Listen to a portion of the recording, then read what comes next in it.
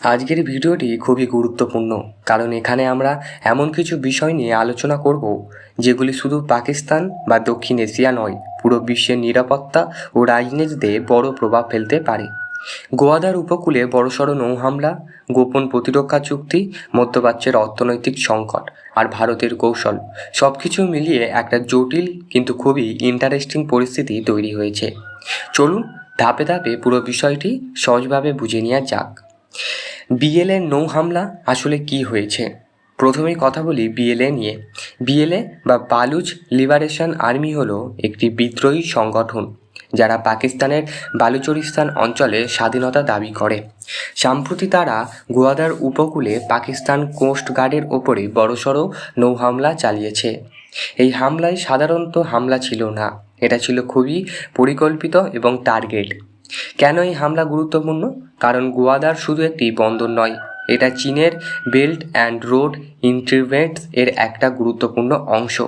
এখান থেকেই অনেক গুরুত্বপূর্ণ পণ্য, বিশেষ করে সামরিক সরঞ্জাম যাতায়াত করে। বিএলএর লক্ষ্য ছিল এই সরবরাহ লাইনটা ভেঙে দেওয়া। সমুদ্রপথে অস্ত্র সরবরাহের ধাক্কা। এই হামলার ফলে একটা বড় সমস্যা তৈরি হয়েছে, সমুদ্রপথে অস্ত্র এবং সামরিক সরঞ্জাম সরবরাহ ব্যাঘাত। পাকিস্তান অনেক সময় বিদেশ থেকে অস্ত্র আনে, বিশেষ করে মধ্যপ্রাচ্য এবং চীন থেকে।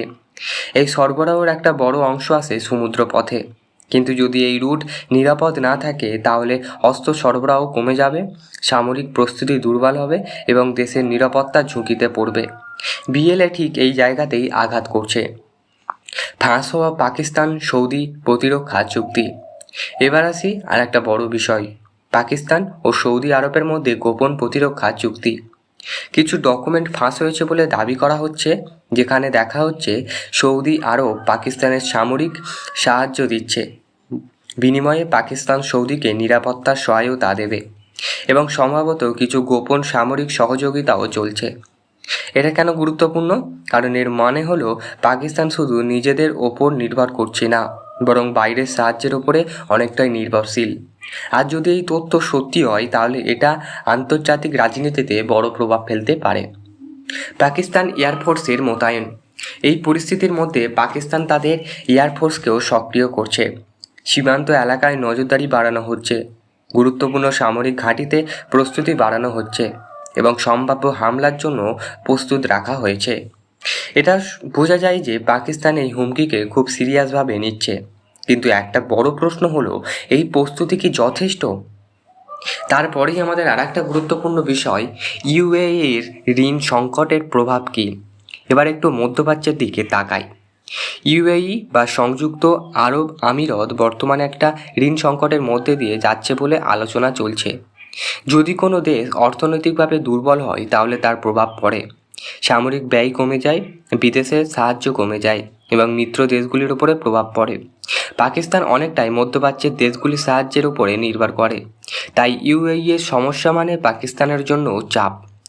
অভ্যন্তরীণ সাম্প্রদায়িক সংঘাত। পাকিস্তানের ভেতরেও সমস্যা কম নয়, শিয়া সুন্নি দ্বন্দ্ব, বালুচ বিদ্রোহ, রাজনৈতিক অস্থিরতা, এইসব মিলিয়ে দেশের ভেতরে একটা অস্থির পরিস্থিতি বা পরিবেশ তৈরি হয়েছে। যখন একটা দেশের ভেতরে সমস্যা থাকে তখন বাইরের হুমকি সমালোচনা আরও কঠিন হয়ে পড়ে। ভারতের দীর্ঘমেয়াদী কৌশল। এবার আসি ভারতের দিকে। ভারত সরাসরি এই সংঘর্ষে নেই, কিন্তু পুরো পরিস্থিতিটা খুব মনোযোগ দিয়ে দেখছে। ভারতের সম্ভাব্য কৌশল: সীমান্তে নজরদারি বাড়ানো, নৌবাহিনীকে শক্তিশালী করা, আন্তর্জাতিক মঞ্চে কূটনৈতিক চাপ তৈরি করা। ভারত সবসময় চেষ্টা করে সরাসরি যুদ্ধ এড়িয়ে কৌশলগতভাবে এগোতে। এই পরিস্থিতিতেও সেটাই দেখা যাচ্ছে। এই পুরো ঘটনাটার আন্তর্জাতিক প্রভাবও অনেকটা বড়। চীন চিন্তিত, কারণ তাদের বিনিয়োগ ঝুঁকিতে। আমেরিকা নজর রাখছে, কারণ এটি আঞ্চলিক স্থিতিশীলতার বিষয়। মধ্যপ্রাচ্যের দেশগুলি নিজেদের অবস্থান নিয়ে ভাবছে। বিএলএর একটি চ্যালেঞ্জ শুধু পাকিস্তানের বিরুদ্ধে নয়, বরং আন্তর্জাতিক সমর্থনের বিরুদ্ধেও এক ধরনের বার্তা। ভবিষ্যতে কি হতে পারে? এই পরিস্থিতি থেকে কয়েকটা সম্ভাব্য তৈরি হয়েছে। সংঘাত বাড়তে পারে।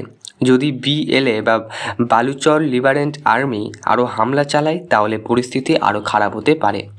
আন্তর্জাতিক হস্তক্ষেপ হতে পারে, বড় দেশগুলি হস্তক্ষেপ করতে পারে স্থিতিশীলতা ফিরিয়ে আনার জন্য। পাকিস্তানের ভেতরে পরিবর্তন আসতে পারে, রাজনৈতিক বা সামরিক কৌশলের বড় পরিবর্তন দেখা যেতে পারে।